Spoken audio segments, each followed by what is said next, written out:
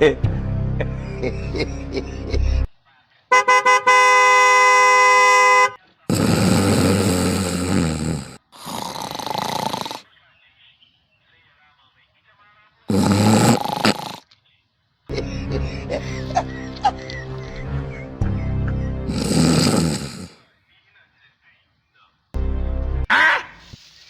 like what you see?